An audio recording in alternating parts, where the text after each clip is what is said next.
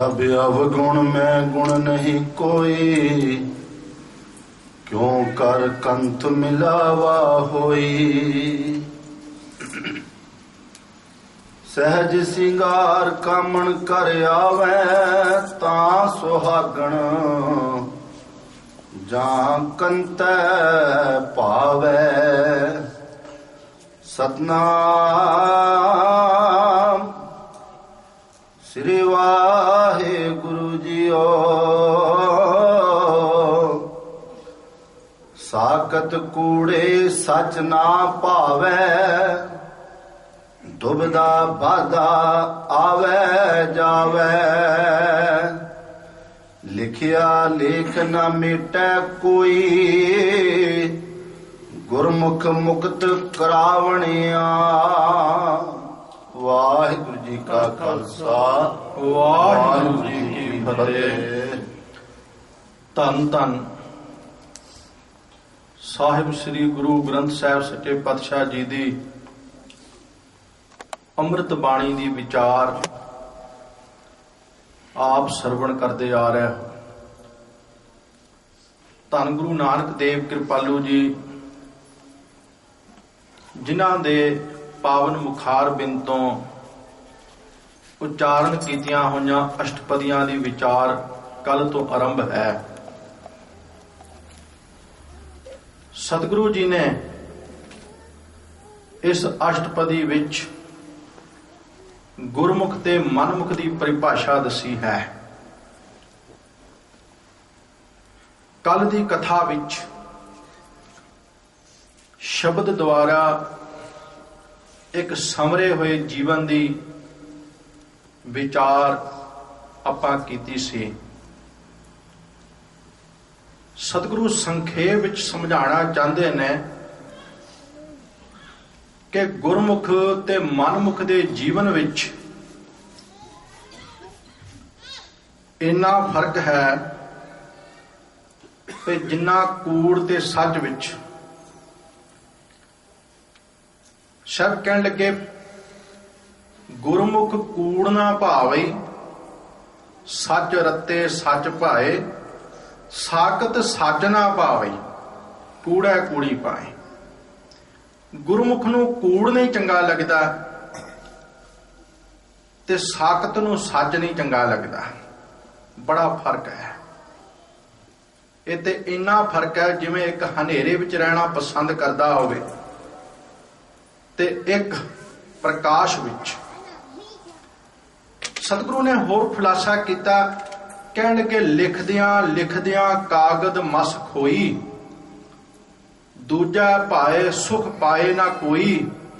ਕੂੜ ਲਿਖੈ ਤੈ ਕੂੜ ਕਮਾਵੈ, ਜੜ ਜਾਵਹਿ ਕੂੜ ਚਿਤ ਲਾਵਣਿਆ। ਬਸ ਕੂੜ ਹੀ ਲਿਖਦਾ ਹੈ, ਕੂੜ ਦੇ ਵਿੱਚ ਹੀ ਚਿਤ ਲਾਇਆ ਹੋਇਆ ਹੈ। ਪਰ ਨਾਲ ਹੀ ਆਖਣ ਲੱਗੇ, ਗੁਰਮੁਖ ਸੱਚੋ ਸੱਚ ਲਿਖੈ ਵਿਚਾਰ। ਸੇਜਨ ਸੱਚੇ ਪਾਵੇ ਮੋਖ ਦੁਆਰ। ਸੱਚ ਕਾਗਦ ਕਲਮ ਮਸਵਾਣੀ, ਸੱਚ ਲਿਖ ਸੱਚ ਸਮਾਵਣਿਆ। ਜਿਨ੍ਹਾਂ ਨੇ ਸੱਚ ਨੂੰ ਲਿਖ ਲਿਆ ਉਹ ਸੱਚ ਵਿੱਚ ਸਮਾ ਗਏ, ਉਹ ਸੱਚ ਵਿੱਚ ਲੀਨ ਹੋ ਗਏ, ਉਹ ਸੱਚ ਵਿੱਚ ਸਮਾ ਗਏ। ਪਰ ਸਤਿਗੁਰੂ ਨੇ ਪੂਰੇ ਵਿਸਥਾਰ ਦੇ ਨਾਲ ਵਿਆਖਿਆ ਕੀਤੀ। ਕਹਿਣ ਲੱਗੇ, ਸੰਸਾਰ ਦੇ ਲੋਕੋ, ਮੈਂ ਦੱਸਣਾ ਚਾਹੁੰਦਾ ਹਾਂ ਕਿ ਇੱਕ ਸਾਕਤ ਦਾ ਜੀਵਨ ਕਿਹੋ ਜਿਹਾ। ਜਿਨ੍ਹਾਂ ਅੰਦਰ ਕੂੜ ਵਰਤੈ ਸੱਚ ਨਾ ਭਾਵੇ, ਜੇ ਕੋ ਬੋਲੇ ਸੱਚ ਕੂੜਾ ਜਲ ਜਾਵੇ। ਕੂੜਿਆਰੀ ਰੱਜੈ ਕੂੜ, ਜੋ ਵਿਸ਼ਟਾ ਕਾਗ ਖਾਵੇ। ਕੂੜ ਨੂੰ ਸੱਚ, ਸਾਕਤ ਨੂੰ ਸੱਚ ਬਿਲਕੁਲ ਚੰਗਾ ਨਹੀਂ ਲੱਗਦਾ, ਕੂੜ ਦੀ ਵਿਸ਼ਟਾ ਖਾ ਕੇ ਖੁਸ਼ ਹੈ। ਸਤਿਗੁਰੂ ਜੀ ਹੋਰ ਆਖਣ ਲੱਗੇ, ਜਿਨ ਕੇ ਚਿੱਤ ਕਠੋਰ ਹੈ ਸੇ ਬਹਿ ਨਾ ਸਤਿਗੁਰ ਪਾਸ। ਕਿਉਂ? ਕਿਉਂਕਿ ਉੱਥੇ ਸੱਚ ਵਰਤਦਾ, ਕੂੜਿਆਰਾ ਚਿੱਤ ਉਦਾਸ। ਓਏ ਵਾਲ ਛਾਲ ਕਰ ਝੱਤ ਕੱਢ ਦੇ, ਫਿਰ ਜਾਏ ਬਹਿ ਕੂੜਿਆਰਾ ਪਾਸ। विच सच्चे कूड़ ना गड्डई, मन वेखो को निर्जास। कूड़ियार कूड़ियारी जाए रले, सचियार सिख बैठे सतगुर पास। जोड़ जुड़दा नहीं। भाई गुरदास जी ने बड़ी सुंदर व्याख्या की, इसे नूं आधार बना के भाई साहब दे समझावन दा ढंग बड़ा नवेकला है। वो कुछ प्रमाण दे के समझाते ने।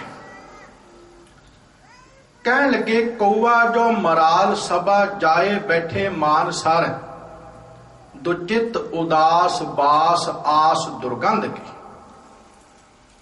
किते मान सरोवर दे कंढे ते जाके हंसां दे विच कां बैठ जाए ना, वो बेचारा उदास हो जाता है। सतगुरु जी ने बड़ा सुंदर समझाया। सरवर हंस धुरे ही मेला, खसमै एवै भाणा। सरवर अंदर हीरा मोती, सो हंसा का खाना। बगला काग न रही सरवर, जे होवै अत सियाणा। क्यों? सब कह लगे क्योंकि ओना रिजक ना पैओ उठै, ओना होरो खाना। बगले दी ते कां दी खुराक मान सरोवर विच नहीं है। बगले दी खुराक, कां दी खुराक मान सरोवर विच नहीं है। हालांकि खुराक दोहां दी पानी विच है, बगले दी भी ते हंस दी, पर बगले दी खुराक मान सरोवर विच नहीं। सब कह लगे हंसा हीरा मोती चुगना, बग डड्डा भालन जावे। बगला डड्डा लभदा है, छोटे छोटे पूंग लभदा है, ते हंस हीरे मोती चुगदा है। जोड़ किवें जुड़े?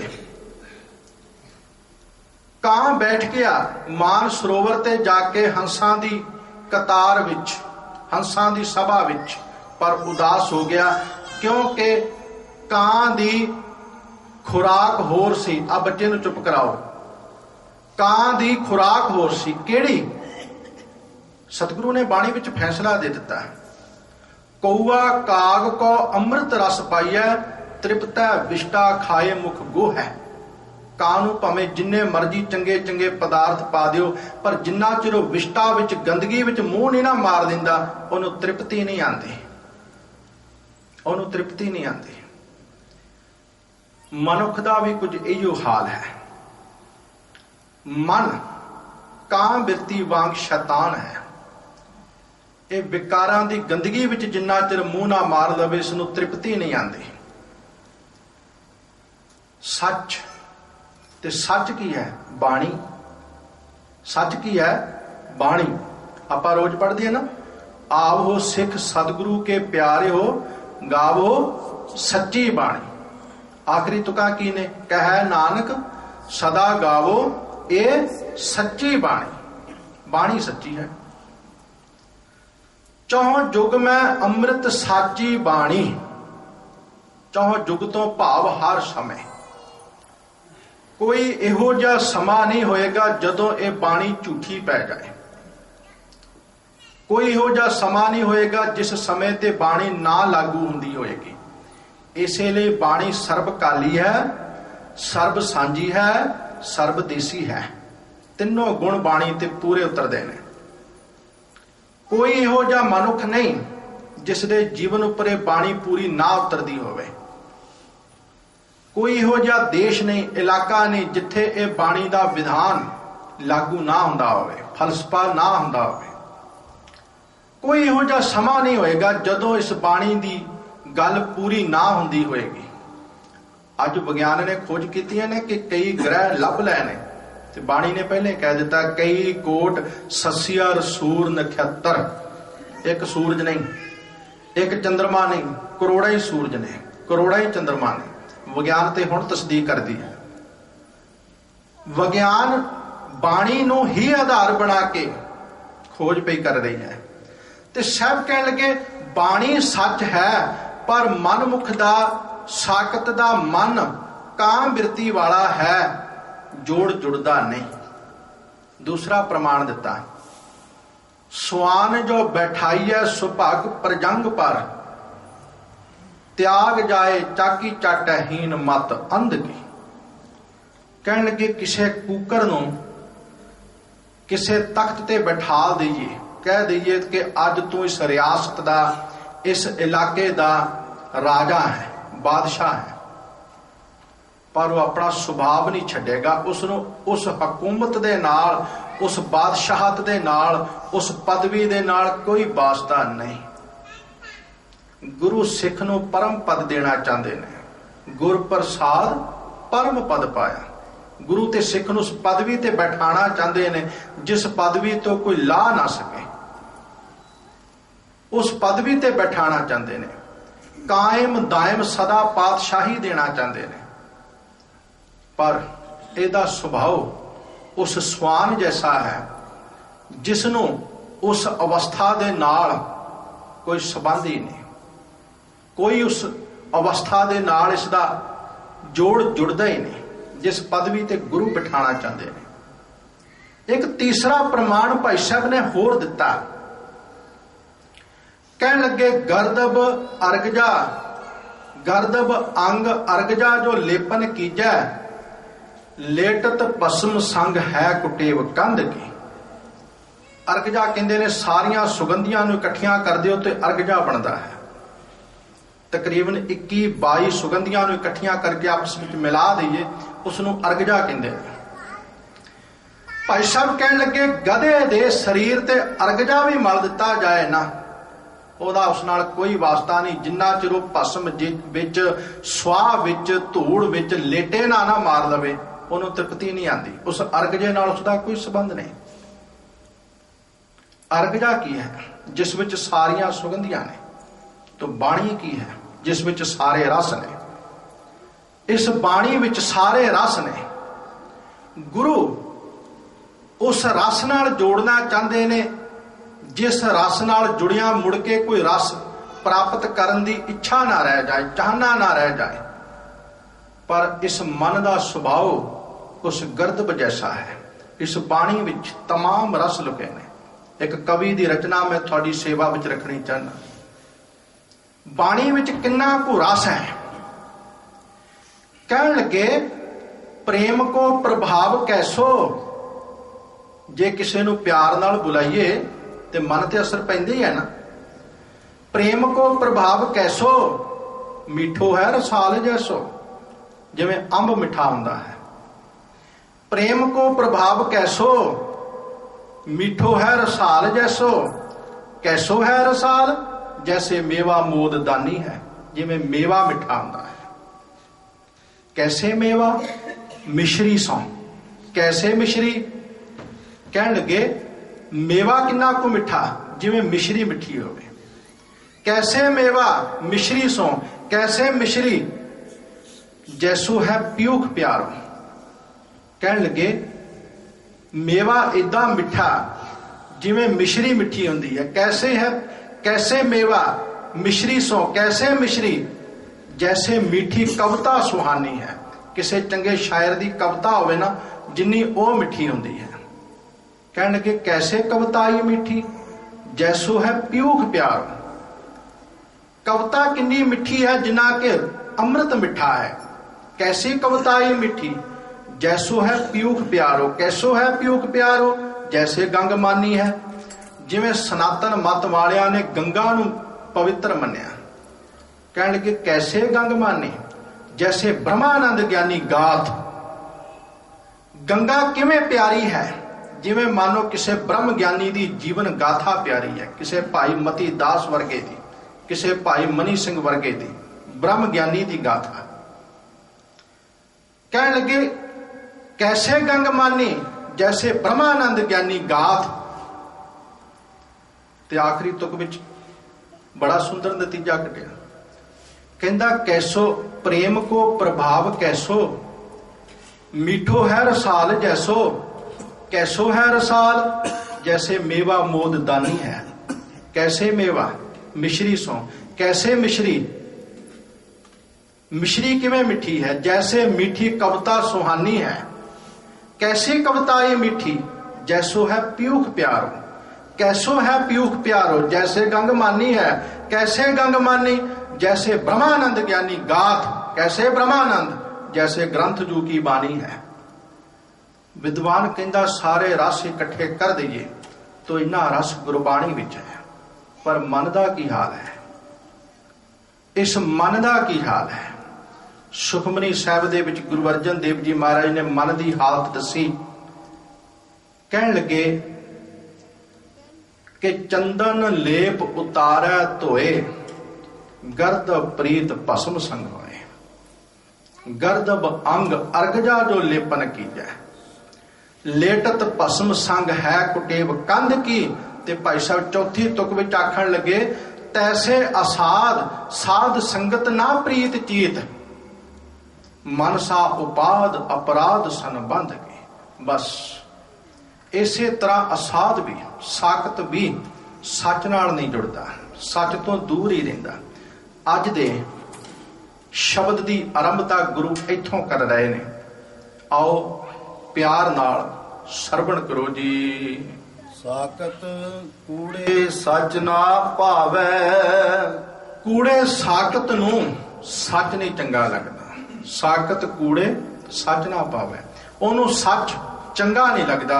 बख्शिश करते हैं दुबदा बाधा आवे जावे, वो दुबदा दे विच बनिया होया है, आउंदा जांदा है, जन्म मरण दे गेड़ विच पिया होया है। दुबदा दा की अर्थ हुंदा है? एक पैर पिछां रखना, एक पैर आगां रखना। दुबदा दो बिदा। गुरु ग्रंथ साहिब नूं भी मत्था टेकी जाना, मड़ियां मसाणा नूं भी टेकी जाना। गुरु नूं ग्रंथ साहिब सच्चे पातशाह जी नूं भी मत्था टेकना, पर नाम किसे होर दा लिया हुंदा। अमृत कलगियां वाले दा छकिया हुंदा, पर नाम किसे होरे बाबे तो लिया हुंदा। दुबदा दुबदा दे विच फसिया होया मनुख गुरु नूं प्रवान नहीं है, गुरु नूं कबूल नहीं है। इत्थे ते एक नाल जुड़ना पेगा। भाई गुरदास जी ने बड़ा सोहना समझाया। कहन लगे दोए दर्पण देखै एक सै अनेक रूप, दोए नाब पाम धरे पहुंचे ना पार है। दो शीशियां विच मूंह वेखो कदे साफ नहीं दिसदा, दो बीड़ियां विच पैर रख लो कदे टिकाणे नहीं लग सकोगे। दोए दिशा गहे गहाए से हाथ पांव टूटा, दो राहे दुचित होए भूल पग तार है। दो बंदे उधरों खिंचण, दो बंदे उधरों खिंचण, लत्त बांह टुट जाती है। किते दो राह फटदे होण ते मनुख दुचित्ती विच पै जाए ते जरूरी है कुराहे पै ही जांदा है। दोए भूप ताको गाओ परजा ना सुखी होत, दोए पुरखन की ना कुला बधू नार है। एक देश दे दो राजे होण वो परजा कदे सुख नहीं लै सकदी। एक औरत दे दो पति होण उच्ची कुल वाली नहीं अखवा सकदी। ते भाई साहब कहण लगे तैसे गुर सिख होए, आन देव सेव टेव गह सहजम डंड, तेरे जीवन संसार है। गुरु दा सिख होके गुरु नूं छड्ड के होर होर पासे मत्था टेकदा फिरे, गुरु नूं परवाह नहीं है। गुरु ने ते बुलंद आवाज विच आख्या कि आप छड्ड सदा रह परणै, गुर बिन अवर ना जाणै कोई। गुरु तो बिना होर ना किसी नूं जाणे। पर यह दुबदा दे विच बज्झा होया है, जन्म मरण दे गेड़ विच पिया होया है। लिखिया लेख ना मेटै कोई, गुरमुख मुक्त करावणिया। मत्थे दा लिखिया होया लेख कोई मिटा नहीं सकदा, पर गुरु अनुसारी होया जीवन मुक्त भी हो सकता है। किस विचों? दुबदा बद्दा। जिहड़ा दुबदा दा गुलाम है, दुबदा दे विच बज्झिया होया है, कूड़ दे गुलाम है। कहण लगे किते गुरु अनुसारी हो जाए ते गुरु दुबदा विचों कढ भी लेंदा है। गुरु कूड़ दी कैद विचों कढ भी लेंदा है, कूड़ दी गंदगी विचों कढ भी लेंदा है। गुरु मुक्त करावणिया, गुरु मुक्त कर दिंदा है। सतगुरु जी अगले दो बंद उचारण करते हैं, जिन्हां विच साहब ने सुहागण ते दुहागण नूं आधार बना के गुरमुख ते मनमुख की परिभाषा नूं होर स्पष्ट किया है। इस शब्द का मजमून गुरमुख ते मनमुख है ना। सतगुरु गुरमुख ते मनमुख की परिभाषा समझा रहे हैं।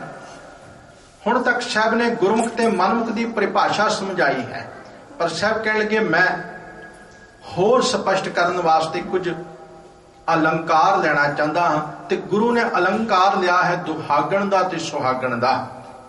ਆਓ ਬੜੇ ਪਿਆਰ ਦੇ ਨਾਲ ਸਰਵਣ ਕਰੋ ਜੀ। ਪੇਯੜੈ ਫਿਰ ਜਾਤੋ ਨਾਹੀ। ਕਹਿਣ ਲੱਗੇ ਜਿਸਨੇ ਪੇਕੇ ਘਰ ਵਿੱਚ ਪਿਰੀ ਨੂੰ ਨਹੀਂ ਜਾਣਿਆ, ਭਾਵ ਜਿਸ ਲੜਕੀ ਨੇ ਪੇਕੇ ਘਰ ਵਿੱਚ ਰਹਿੰਦਿਆਂ ਹੋਇਆਂ ਸਹੁਰੇ ਘਰ ਦੇ ਵਿੱਚ ਮਾਣ ਸਤਕਾਰ ਲੈਣ ਵਾਲੇ ਜੋ ਗੁਣ ਨੇ ਉਹ ਨਹੀਂ ਸਿੱਖੇ, ਜਿਸ ਲੜਕੀ ਨੇ ਚੇਤਾ ਹੀ ਭੁਲਾ ਦਿੱਤਾ ਕਿ ਮੈਂ ਕਦੇ ਸਹੁਰੇ ਘਰ ਵੀ ਜਾਣਾ ਹੈ, ਜਿਸ ਨੇ ਪੇਕਾ ਘਰ ਨੂੰ ਹੀ ਆਪਣਾ ਸਮਝ ਲਿਆ, ਜਿਸ ਨੇ ਸਹੁਰਾ ਘਰ ਆਪਣੇ ਦਿਲ ਦਿਮਾਗ ਵਿੱਚੋਂ ਕੱਢ ਹੀ ਦਿੱਤਾ ਕਿ ਮੈਂ ਸਹੁਰੇ ਘਰ ਵੀ ਜਾਣਾ, ਉੱਥੇ ਕਿਵੇਂ ਮਾਣ ਲੈਣਾ, ਉੱਥੇ ਕਿਵੇਂ ਸਤਿਕਾਰ ਲੈਣਾ, ਉੱਥੇ ਮੈਂ ਆਪਣੀ ਥਾਂ ਕਿਵੇਂ ਬਣਾਣੀ, ਭੁਲਾ ਹੀ ਦਿੱਤਾ। ਤੇ ਸਤਿਗੁਰੂ ਜੀ ਆਖਦੇ ਹਨ ਝੂਠ ਵਿਸ਼ੁੰਨੀ ਰੋਵੈ ਤਾਹੇ। ਆਮ ਜੀਵਨ ਵਿੱਚ ਕੰਮ ਆਉਣ ਵਾਲੀਆਂ ਗੱਲਾਂ ਨੇ, ਸਮਾਜਿਕ ਜੀਵਨ ਨੂੰ ਨਾਲ ਲੈ ਕੇ ਚੱਲਣਾ, ਗੁਰੂ ਸਮਾਜ ਵਿੱਚ ਰਹਿਣਾ ਸਿਖਾਉਂਦੇ ਨੇ। ਗੁਰੂ ਆਖਣ ਲੱਗੇ ਪੇਕੇ ਘਰ ਵਿੱਚ ਰਹਿੰਦਿਆਂ ਹੋਇਆਂ ਲੜਕੀ ਨੇ ਸਹੁਰੇ ਘਰ ਦੇ ਕਾਇਦੇ ਕਾਨੂੰਨ ਸਿੱਖੇ ਨਹੀਂ, ਚੇਤਾ ਭੁਲਾ ਦਿੱਤਾ। ਹੋਇਆ ਕਿ ਝੂਠ ਵਿਛੁੰਨੀ, ਝੂਠ ਵਿੱਚ ਲੱਗਣ ਕਰਕੇ, ਝੂਠ ਤੇ ਸੀ ਨਾ, ਇਹ ਝੂਠ ਹੀ ਸੀ ਨਾ ਵੀ ਮੈਂ ਹਮੇਸ਼ਾ ਪੇਕੇ ਘਰ ਵਿੱਚ ਰਹਿਣਾ ਹੈ, ਤੇ ਵਿਛੜ ਗਈ, ਸਹੁਰੇ ਘਰ ਨਾਲੋਂ ਵਿਛੜ ਗਈ। ਹੁਣ ਰੋਵੈ ਤਾਹੀਂ, ਤੇ ਜਦੋਂ ਸਹੁਰੇ ਘਰ ਵਿੱਚ ਪੈ ਗਈ ਹੈ ਤੇ ਰੋਂਦੀ ਹੈ, ਕਿਉਂਕਿ ਉੱਥੇ ਮਾਣ ਸਤਿਕਾਰ ਮਿਲਦਾ ਨਹੀਂ। ਸਹੁਰੇ ਘਰ ਵਿੱਚ ਮਾਣ ਸਤਿਕਾਰ ਲੈਣ ਵਾਲੇ ਗੁਣ ਸਿੱਖੇ ਨਹੀਂ, ਪਹਿਲਾਂ ਚੇਤਾ ਨਹੀਂ ਕੀਤਾ ਤੇ ਜਾਣਾ ਤੇ ਪੈਣਾ ਹੀ ਸੀ। ਗੁਰੂ ਕਹਿਣ ਲੱਗੇ ਹੁਣ ਰੋਂਦੀ ਹੈ, ਹੁਣ ਰੋ ਰਹੀ ਹੈ, ਪਛਤਾਤਾਪ ਕਰ ਰਹੀ ਹੈ। ਸਮਝਾਉਂਦੇ ਹਨ ਅਵਗੁਣ ਮੁਠੀ ਮਹਿਰ ਨਾ ਪਾਏ, ਅਵਗੁਣ ਗੁਣ ਬਖਸ਼ਾਵਣਿਆ। ਕਹਿਣ ਲੱਗੇ ਔਗਣਾ ਕਰਕੇ, ਕਿਉਂਕਿ ਉਹ ਗੁਣ ਨਹੀਂ ਸਨ ਜਿਨ੍ਹਾਂ ਗੁਣਾ ਕਰਕੇ ਸਹੁਰੇ ਘਰ ਵਿੱਚ ਉਸਨੇ ਮਾਣ ਲੈਣਾ ਸੀ। ਔਗਣਾ ਕਰਕੇ ਹੁਣ ਲੁੱਟੀ ਗਈ, ਭਾਵ ਇੱਜ਼ਤ ਮਾਣ ਨਹੀਂ ਮਿਲਿਆ, ਪਰ ਉਹਨਾਂ ਔਗਣਾ ਨੂੰ ਗੁਣਾ ਨਾਲ ਬਖਸ਼ਿਆ ਜਾ ਸਕਦਾ ਹੈ। ਕਹਿਣ ਲੱਗੇ ਪਤੀ ਸੁਚੱਜਾ ਹੋਵੇ, ਸਿਆਣਾ ਹੋਵੇ, ਉਹ ਉਹਨੂੰ ਫਿਰ ਗੁਣ ਦੇ ਦਿੰਦਾ ਹੈ ਤੇ ਉਹਦੇ ਪਿਛਲੇ ਔਗਣਾ ਨੂੰ ਬਖਸ਼ ਲੈਂਦਾ ਹੈ, ਅੱਗੋਂ ਤੋਂ ਸੁਮਤੀ ਦੇ ਦਿੰਦਾ ਹੈ, ਸਹੁਰੇ ਘਰ ਵਿੱਚ ਵਸਣਾ ਦੱਸ ਦਿੰਦਾ ਹੈ। ਹੁਣ ਦੂਸਰਾ ਅਰਥ ਲੱਗੇਗਾ, ਫੇਰ ਪੜੋ ਜੀ। ਪੇਯੜੈ ਫਿਰ ਜਾਤੋ ਨਾਹੀ। ਸੰਸਾਰ ਕੀ ਹੈ? ਪੇਕਾ ਘਰ। ਪਰਲੋਕ ਕੀ ਹੈ? ਰੱਬ ਦੀ ਪ੍ਰਾਪਤੀ ਕੀ ਹੈ? ਸਹੁਰਾ ਘਰ। ਤੇ ਕਾਨੂੰਨ ਇਹ ਆ ਕਿ ਪੇ ਵਕੜੈ ਦਿਨ ਚਾਰ ਹੈ, ਸਾਹੁਰੜੈ ਜਾਣਾ। ਅੰਧਾ ਲੋਗ ਨਾ ਜਾਣੇ ਮੂਰਖ ਆਣਾ। ਇਸ ਜੀਵ ਇਸਤਰੀ ਨੂੰ ਨਹੀਂ ਪਤਾ ਕਿ ਮੈਂ ਇੱਕ ਦਿਨ ਪੇਕੇ ਸਹੁਰੇ ਘਰ ਜਾਣਾ ਹੈ। ਇਹ ਤੇ ਪੇਕੇ ਘਰ ਨੂੰ ਹੀ ਆਪਣਾ ਸਮਝ ਕੇ ਬੈਠੀ ਹੈ। ਅਸੀਂ ਸੰਸਾਰ ਨੂੰ ਹੀ ਆਪਣਾ ਸਮਝ ਕੇ ਬੈਠੇ ਨਾ, ਤੇ ਅਸੀਂ ਇੱਥੋਂ ਜਾਣਾ ਹੀ ਨਹੀਂ। ਆਪਣਾ ਘਰ ਬਣਾ ਲਿਆ, ਆਪਣੀਆਂ ਪੱਕੀਆਂ ਮੱਲਾਂ ਮਾਰ ਲਈਆਂ। ਗੁਰੂ ਆਖਣ ਲੱਗੇ ਜਦੋਂ ਸਹੁਰੇ ਘਰ ਨੂੰ ਭੁਲਾ ਹੀ ਦਿੱਤਾ ਕਿ ਸਰੀਰ ਨੂੰ ਤਿਆਗ ਕੇ, ਇਸ ਸੰਸਾਰ ਨੂੰ ਤਿਆਗ ਕੇ ਇੱਕ ਦਿਨ ਸਹੁਰੇ ਘਰ ਜਾਣਾ, ਤੇ ਹੋਇਆ ਕਿ ਝੂਠ ਵਿਸ਼ੁੰਨੀ ਰੋਵੈ ਤਾਹੇ। ਇਸ ਝੂਠ ਵਿੱਚ ਲੱਗ ਕੇ ਵੀ ਮੈਂ ਹਮੇਸ਼ਾ ਰਹਿਣਾ ਹੈ, ਵਿਛੜ ਗਈ, ਉਹਦੇ ਨਾਲ ਵਿਛੜੀ ਰਹੀ, ਟੁੱਟੀ ਰਹੀ। ਤੇ ਜਦੋਂ ਜਾਣਾ ਪਿਆ ਹੁਣ ਧਾਹਾਂ ਮਾਰ ਕੇ ਰੋਂਦੀ ਹੈ। ਹਰ ਨਾਮ ਭਗਤ ਨਾ ਹਿਰਦੈ ਸਾਚਾ ਸੇ ਅੰਤ ਧਾਹੀ ਰੋਨੇ। ਹੁਣ ਧਾਹਾਂ ਮਾਰ ਕੇ ਰੋਂਦੀ ਹੈ, ਪਰ ਹੁਣ ਕੁਝ ਹੋ ਨਹੀਂ ਸਕਦਾ। ਕੱਲ ਵਿਆਖਿਆ ਵਿਸਥਾਰ ਨਾਲ ਹੋਈ ਸੀ, ਹੁਣ ਕੁਝ ਨਹੀਂ ਹੋ ਸਕਦਾ। ਹਾਂ, ਗੁਰੂ ਆਖਣ ਲੱਗੇ ਇੱਕ ਫੈਸਲਾ ਹੈ, ਸਮਝਾਉਂਦੇ ਹਨ ਅਵਗੁਣ ਮੁਠੀ ਮਹਿਲ ਨਾ ਪਾਏ, ਅਵਗੁਣ ਗੁਣ ਬਖਸ਼ਾਵਣਿਆ। ਕਹਿਣ ਲੱਗੇ ਇਸ ਅਵਗਣ ਕਰਕੇ, ਉਹਨਾਂ ਔਗਣਾ ਕਰਕੇ ਕਾਮ ਕਰੋ ਲੋਭ ਮੋਹ ਹੰਕਾਰ ਵੱਲੋਂ ਲੁੱਟੀ ਗਈ ਸੀ। ਪਰ ਪ੍ਰਮਾਤਮਾ ਗੁਣਵਾਨ ਹੈ, ਉਸ ਗੁਣਵਾਨ ਪ੍ਰਮਾਤਮਾ ਨੇ ਇਸ ਦੇ ਅਵਗੁਣਾਂ ਨੂੰ ਬਖਸ਼ ਲਿਆ, ਕਿਉਂਕਿ ਉਹ ਬਖਸ਼ਣਹਾਰ ਹੈ।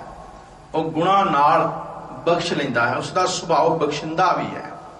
ਕਈ ਵਾਰ ਬੇਨਤੀ ਕੀਤੀ ਹੈ ਨਾ, ਪਿਛਲੀਆਂ ਕਥਾਵਾਂ ਵਿੱਚ ਵੀ ਬੇਨਤੀ ਹੋਈ ਹੈ ਕਿ ਉਹ ਪਰਮੇਸ਼ਰ ਵਾਹਿਗੁਰੂ ਜਿੱਥੇ ਇਨਸਾਫ ਕਰਦਾ ਹੈ ਉੱਥੇ ਰਹਿਮ ਵੀ ਕਰਦਾ ਹੈ। ਪਰ ਤਾਂ ਜੇ ਕੋਈ ਰਹਿਮ ਦੀ ਅਪੀਲ ਕਰੇ, ਉਹਦੇ ਘਰ ਵਿੱਚ ਰਹਿਮ ਵੀ ਹੈ, ਉਹਦੇ ਘਰ ਵਿੱਚ ਇਨਸਾਫ ਵੀ ਹੈ। ਤੇ ਮਨੁੱਖ ਨੇ ਦੇਖਣਾ ਮੈਂ ਇਨਸਾਫ ਲੈਣਾ ਜਾਂ ਕਿ ਮੈਂ ਰਹਿਮ ਲੈਣਾ। ਪਰਮਾਤਮਾ ਔਗਣਾ ਨੂੰ ਬਖਸ਼ ਕੇ ਰਹਿਮ ਕਰਕੇ ਉਸਨੂੰ ਆਪਣੇ ਨਾਲ ਮਿਲਾ ਲੈਂਦਾ।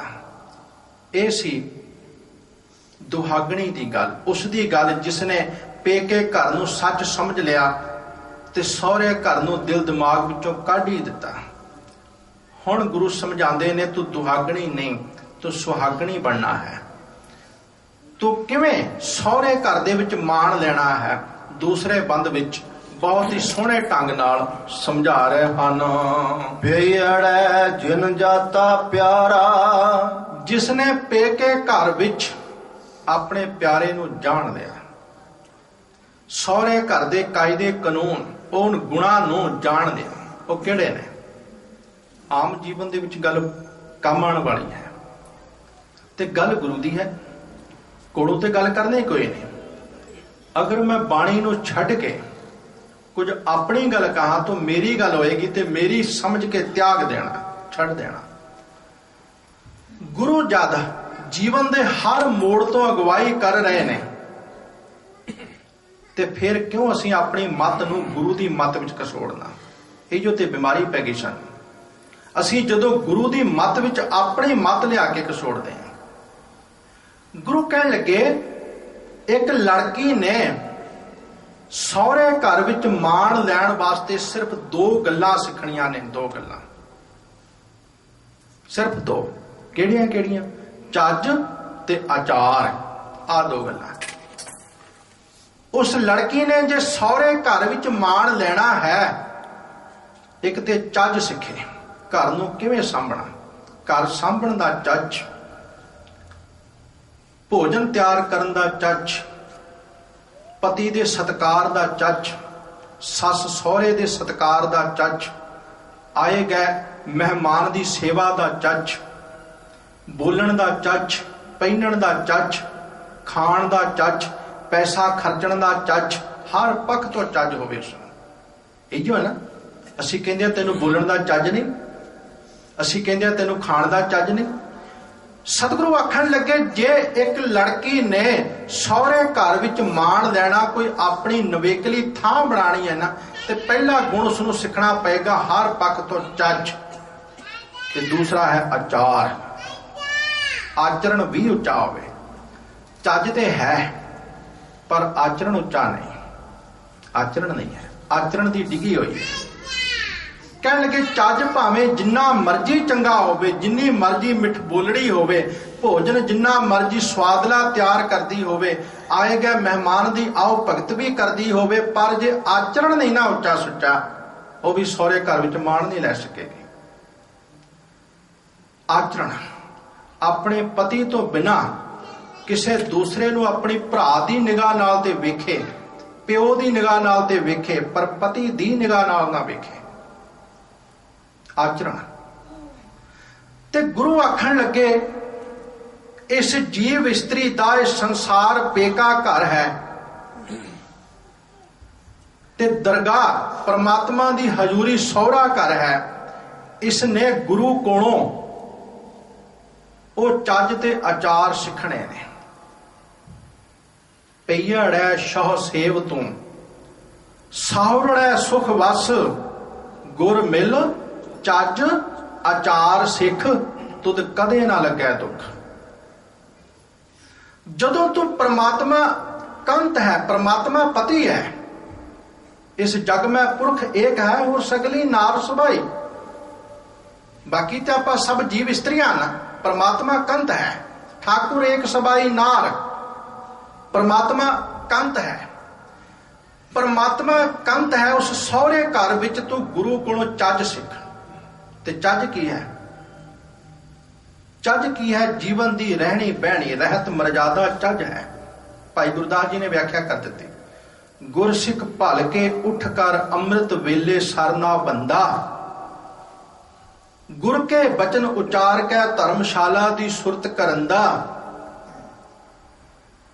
ਸਾਧ ਸੰਗਤ ਵਿੱਚ ਜਾਏ ਕੇ ਗੁਰਬਾਣੀ ਦੀ ਪ੍ਰੀਤ ਸੁਣੰਦਾ, ਸ਼ੰਕਾ ਮਨੋਂ ਮਿਟਾਏ ਕੇ ਗੁਰਸਿੱਖਾਂ ਦੀ ਸੇਵ ਕਰੰਦਾ, ਕਿਰਤ ਬਿਰਤ ਕਰ ਧਰਮ ਦੀ ਲੈ ਪ੍ਰਸ਼ਾਦ ਆਣ ਵਰਤੰਦਾ, ਗੁਰਸਿੱਖਾਂ ਨੂੰ ਦੇ ਕਰ ਪਿੱਛੋਂ ਬਚਿਆ ਆਪ ਖਵੰਦਾ। ਕਲੀ ਕਾਲ ਪ੍ਰਗਾਸ ਕਰ ਗੁਰ ਚੇਲਾ, ਚੇਲਾ ਗੁਰਸੰਦਾ, ਗੁਰਮੁਖ ਗਾਡੀ ਰਾਹ ਚਲੰਦਾ। ਆ ਚੱਜ ਹੈ, ਤੂੰ ਆ ਚੱਜ ਸਿੱਖ ਲੈ। ਅੰਮ੍ਰਿਤ ਵੇਲੇ ਉੱਠਣ ਦਾ ਚੱਜ ਸਿੱਖ ਲੈ, ਨਿਤਨੇਮ ਦਾ ਚੱਜ ਸਿੱਖ ਲੈ, 5 ਕੱਕਿਆਂ ਦੀ ਰਹਿਤ ਰੱਖਣੀ ਚੱਜ ਸਿੱਖ ਲੈ।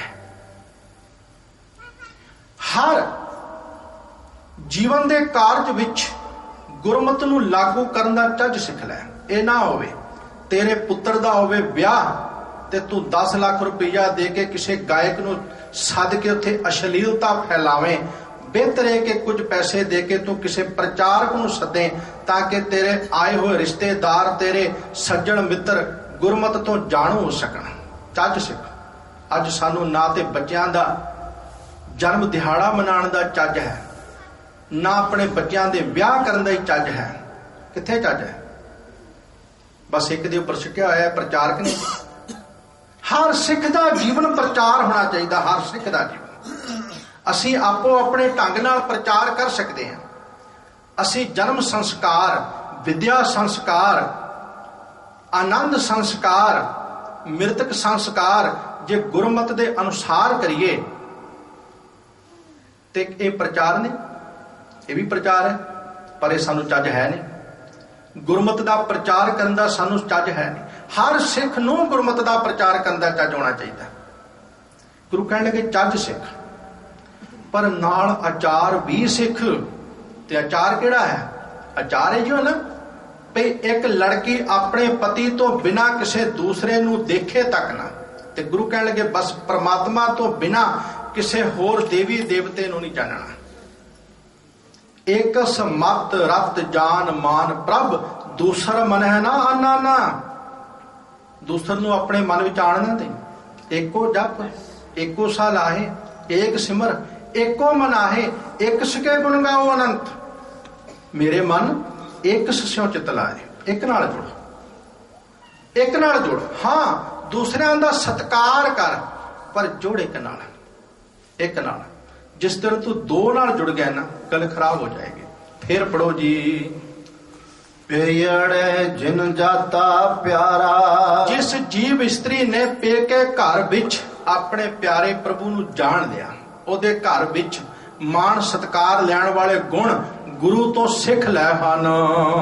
ਗੁਰਮੁਖ ਬੂਝੈ ਤਤ ਵਿਚਾਰਾ, ਕਿਉਂਕਿ ਉਸਨੇ ਗੁਰੂ ਅਨੁਸਾਰੀ ਹੋ ਕੇ ਤਤ ਨੂੰ ਬੁੱਝ ਲਿਆ, ਨਿਚੋੜ ਸਿਧਾਂਤ ਨੂੰ ਬੁੱਝ ਲਿਆ। ਤਤ ਹਰ ਚੀਜ਼ ਦਾ ਤਤ। ਕਿਤਾਬ ਪੜ੍ਹਦੇ ਆ ਅਸੀਂ, ਕਹਿੰਦੇ ਆ ਕਿਤਾਬ ਪੜ੍ਹੀ ਦਾ ਮੈਂ ਤਤ ਆ ਕੱਢਿਆ, ਮੈਂ ਕਥਾ ਸੁਣੀ ਦਾ ਤਤ ਆ ਕੱਢਿਆ। ਜਿਸ ਚੀਜ਼ ਦਾ ਤਤ ਹੀ ਕੋਈ ਨਹੀਂ ਉਹ ਤੇ ਫਜ਼ੂਲ ਹੈ। ਜਿਸ ਦਾ ਤਤ ਹੀ ਕੋਈ ਨਹੀਂ, ਮਨ ਪਰਚਾਵਾ ਹੋ ਸਕਦਾ। ਤੇ ਸਾਹਿਬ ਕਹਿਣ ਲੱਗੇ ਸਿਮਰਤ ਸ਼ਾਸਤਰ ਪੁੰਨ ਪਾਪ ਵਿਚਾਰ ਦੇ, ਤਤੈ ਸਾਰ ਨਾ ਜਾਣੇ। ਤਤੈ ਸਾਰ ਨਾ ਜਾਣੀ ਗੁਰੂ ਬਾਝੋਂ, ਤਤੈ ਸਾਰ ਨਾ ਜਾਣੇ। ਤਤ ਤੈਨੂੰ ਗੁਰੂ ਸਮਝਾਏਗਾ। ਜੀਵਨ ਦਾ ਤਤ, ਜੀਵਨ ਦਾ ਨਿਚੋੜ ਕੀ ਹੈ? ਤੂੰ ਕਿਤਾਬਾਂ ਦਾ ਤਤ ਕੱਢ ਲਿਆ, ਤੂੰ ਹਰ ਫਲ ਫਰੂਟ ਦਾ ਤਤ ਕੱਢ ਲਿਆ, ਪਰ ਤੇਰੇ ਜੀਵਨ ਦਾ ਤਤ ਕੋਈ ਨਹੀਂ। ਗੁਰੂ ਤੇਰੇ ਜੀਵਨ ਦਾ ਤਤ ਸਮਝਾਵਣਗੇ। ਤੇਰੇ ਜੀਵਨ ਦਾ ਵੀ ਕੋਈ ਤਤ ਹੈ। ਕਿਤੇ ਇਹ ਨਾ ਹੋਵੇ ਤੂੰ 60 70 80 ਸਾਲ ਦੀ ਉਮਰ ਭੋਗ ਕੇ ਐਵੇਂ ਚਲਾ ਜਾਵੇਂ, ਤੇਰੇ ਜੀਵਨ ਦਾ ਤਤ ਹੀ ਕੋਈ ਨਾ ਹੋਵੇ। ਤੂੰ ਸੰਸਾਰ ਨੂੰ ਕੁਝ ਦੇ ਕੇ ਹੀ ਨਾ ਜਾਵੇਂ। ਓਏ ਸਾਖਤ ਬੱਬਰਾ ਮਰ ਗਿਆ, ਕੋਈ ਨਾ ਲਹਿ ਨਾਉ ਵਾਲੀ ਤੇਰੀ ਗੱਲ ਨਾ ਕਿਤੇ ਹੋ ਜਾਏ। ਗੁਰੂ ਤੈਨੂੰ ਜੀਵਨ ਦਾ ਤਤ ਸਮਝਾਉਣਾ ਚਾਹੁੰਦੇ ਨੇ। ਸਭ ਕਹਿਣ ਲੱਗੇ ਗੁਰੂ ਅਨੁਸਾਰੀ ਹੋ ਕੇ ਹੁਣ ਤਤ ਨੂੰ ਸਮਝ ਲਿਆ ਹੈ। ਆਵਣ ਜਾਣਾ ਠਾਕ ਰਹਾਏ, ਸੱਚੇ ਨਾਮ ਸਮਾਵਣਿਆ। ਸਦਾ ਥਿਰ ਰਹਿਣ ਵਾਲੇ ਪ੍ਰਮਾਤਮਾ ਦੇ ਨਾਮ ਵਿੱਚ ਸਮਾਉਣ ਕਰਕੇ ਹੁਣ ਆਉਣਾ ਜਾਣਾ ਵੀ ਮੁੱਕ ਗਿਆ। ਜਨਮ ਮਰਨ ਦਾ ਗੇੜ ਵੀ ਮੁੱਕ ਗਿਆ। ਪਹਿਲਾਂ ਦੁਬਦਾ ਵੱਧਦਾ ਆਵੇ ਜਾਏ, ਆਉਣਾ ਜਾਣੇ ਵਿੱਚ ਪਿਆ ਹੋਇਆ ਸੀ ਨਾ, ਪਰ ਹੁਣ ਉਹ ਆਉਣਾ ਜਾਣਾ ਵੀ ਮੁੱਕ ਗਿਆ। ਸਤਿਗੁਰੂ ਜੀ ਨੇ 7 ਬੰਦ ਉਚਾਰਨ ਕੀਤੇ ਨੇ ਤੇ 7 ਬੰਦਾਂ ਵਿੱਚ ਗੁਰਮੁਖ ਤੇ ਮਨਮੁਖ ਦੀ ਪਰਿਭਾਸ਼ਾ ਬਹੁਤ ਹੀ ਸੁੰਦਰ ਢੰਗ ਨਾਲ ਸਮਝਾਈ। ਤੇ ਸਾਹਿਬ ਨੇ ਸੰਖੇਪ ਵਿੱਚ ਸਮਝਾਇਆ ਕਿ ਜਿੰਨਾ ਸੱਚ ਤੇ ਕੂੜ ਵਿੱਚ ਫਰਕ ਹੈ, ਬਸ ਇੰਨਾ ਗੁਰਮੁਖ ਤੇ ਮਨਮੁਖ ਵਿੱਚ ਫਰਕ ਹੈ। ਹੁਣ ਹਜੂਰ ਸਾਰੀ ਅਸ਼ਟਪਦੀ ਦਾ ਜੋ ਨਿਚੋੜ ਹੈ ਉਹ ਇੱਕ ਬੰਦ ਵਿੱਚ ਸਮਝਾਉਂਦੇ ਨੇ। ਉਸ ਬੰਦ ਦੀ ਆਖਰੀ ਜੋ ਤੁਕਾਂ ਨੇ, ਆਓ ਪਿਆਰ ਨਾਲ ਸਰਵਣ ਕਰੋ ਜੀ। ਗੁਰਮੁਖ ਬੂਝੈ ਅਕਥ ਕਹਾਵੈ, ਜਿਸਨੇ ਗੁਰੂ ਅਨੁਸਾਰੀ ਹੋ ਕੇ ਉਸ ਨੂੰ ਬੁੱਝ ਲਿਆ, ਪਰਮਾਤਮਾ ਨਾਲ ਸਾਂਝ ਪਾ ਲਈ, ਉਹ ਆਪ ਤੇ ਅਕਥ ਨੂੰ ਕਥਦਾ ਹੈ, ਉਹ ਦੂਸਰਿਆਂ ਨੂੰ ਵੀ ਉਹਦੀ ਮਹਿਮਾ ਵੱਲ ਪ੍ਰੇਰਦਾ ਹੈ। ਉਹ ਆਪ ਜਪੈ ਅਵਰ ਹੈ ਨਾਮ ਜਪਾਵੇ ਦੇ ਸਿਧਾਂਤ ਤੇ ਚੱਲਦਾ ਹੈ। ਹਾਂਜੀ, ਸੱਚੇ ਠਾਕੁਰ ਸਾਚੋ ਭਾਵੈ, ਕਿਉਂਕਿ ਸੱਚੇ ਠਾਕੁਰ ਨੂੰ, ਸੱਚੇ ਮਾਲਕ ਨੂੰ ਸੱਚੇ ਕਰਮ ਹੀ ਪਾਉਂਦੇ ਨੇ। ਜਿਨ੍ਹਾਂ ਕਰਮਾਂ ਦੇ ਵਿੱਚ ਸਚਾਈ ਹੈ ਉਹ ਕਰਮ ਹੀ ਰੱਬ ਨੂੰ ਪਾਉਂਦੇ ਨੇ। ਜਿਨ੍ਹਾਂ ਕਰਮਾਂ ਵਿੱਚ ਸਚਾਈ ਨਹੀਂ, ਝੂਠ ਹੈ, ਕੂੜ ਹੈ, ਉਹ ਕਰਮ ਗੁਰੂ ਨੂੰ ਭਾਂਦੇ ਨਹੀਂ ਹਨ। ਨਾਨਕ ਸੱਚ ਕਹੈ ਬੇਨੰਤੀ, ਸੱਚ ਮਿਲੈ ਗੁਣ ਗਾਵਣਿਆ। ਗੁਰੂ ਜੀ ਆਖਦੇ ਨੇ ਕਿ ਹੇ ਭਾਈ, ਹਮੇਸ਼ਾ ਸੱਚ ਹੀ ਆਪਣੀ ਰਸਨਾ ਤੋਂ ਉਚਾਰਨ ਕਰਦਾ ਰਿਹਾ ਕਰ ਤੇ ਬੇਨਤੀ ਕਰਦਾ ਰਿਹਾ ਕਰ। ਗੁਣਾਂ ਦੇ ਨਾਲ ਹੀ ਤੁਸ ਪਰਮਾਤਮਾ ਦੇ ਨਾਲ ਮਿਲ ਸਕਦਾ ਹੈ। ਗੁਣ ਕਹਿ ਗੁਣੀ ਸਮਾਵਣਿਆ, ਉਹਦੇ ਗੁਣ ਉਚਾਰਨ ਕਰਦਾ ਕਰਦਾ ਇੱਕ ਦਿਨ ਉਹ ਗੁਣ ਤੇਰੇ ਵਿੱਚ ਸਮਾ ਜਾਣਗੇ ਤੇ ਤੇਰੇ ਵਿੱਚ ਤੇ ਫਿਰ ਉਸ ਪਰਮਾਤਮਾ ਦੇ ਵਿੱਚ ਕੋਈ ਫਰਕ ਨਹੀਂ ਰਹਿ ਜਾਏਗਾ। ਗੁਰੂ ਆਖਣ ਲੱਗੇ, ਕਹਿਣ ਲੱਗੇ, ਹੁਣ ਮੈਂ ਉਹਦੇ ਨਾਲ ਮਿਲ ਕੇ ਉਹਦਾ ਹੀ ਰੂਪ ਹੋ ਗਿਆ। ਹੁਣ ਉਹਦਾ ਹੀ ਰੂਪ ਹੋ ਗਿਆ। ਹਮ ਕਿਛ ਨਾਹੀ ਏਕੈ ਉਹੀ। ਕਹਿਣ ਲੱਗੇ ਹੁਣ ਮੈਂ ਨਹੀਂ, ਬਸ ਇੱਕੋ ਹੀ ਹੈ। ਕਹੋ ਨਾਨਕ ਗੁਰ ਖੋਏ ਭ੍ਰਮ ਭੰਗਾ, ਹਮ ਓਏ ਮਿਲ ਹੋਏ ਇੱਕ ਰੰਗਾ। ਹੁਣ ਇੱਕ ਰੰਗ ਹੋ ਗਏ ਹਾਂ, ਕਿਉਂਕਿ ਗੁਰਮੁਖਾਂ ਦੀ ਅਵਸਥਾ ਪ੍ਰਾਪਤ ਹੋ ਗਈ ਹੈ। ਹੁਣ ਜੀਵਨ ਵਿੱਚ ਗੁਣ ਸਮਾ ਗਏ ਨੇ। ਧੰਨ ਗੁਰੂ ਨਾਨਕ ਦੇਵ ਜੀ ਮਹਾਰਾਜ ਨੇ ਇਸ ਅਸ਼ਟਪਦੀ ਵਿੱਚ ਸਾਨੂੰ ਜੋ ਸਮਝਾਇਆ ਹੈ, ਆਪ ਜੀ ਨੇ ਬਹੁਤ ਹੀ ਪਿਆਰ, ਇਕਾਗਰਤਾ ਦੇ ਨਾਲ ਸਰਵਣ ਕੀਤਾ ਹੈ। ਦੂਸਰੀ ਅਸ਼ਟਪਦੀ ਦੀ ਵਿਚਾਰਕਾਂ ਨੂੰ ਫੇਰ ਆਪਾਂ ਆਰੰਭ ਕਰਾਂਗੇ। ਭੁੱਲਾਂ ਚੁੱਕਾਂ ਦੀ ਖਿਮਾ, ਪਿਆਰ ਨਾਲ ਫਤਿਹ ਬੁਲਾਓ ਜੀ। ਵਾਹਿਗੁਰੂ ਜੀ ਕਾ ਖਾਲਸਾ, ਵਾਹਿਗੁਰੂ ਜੀ ਕੀ ਫਤਿਹ।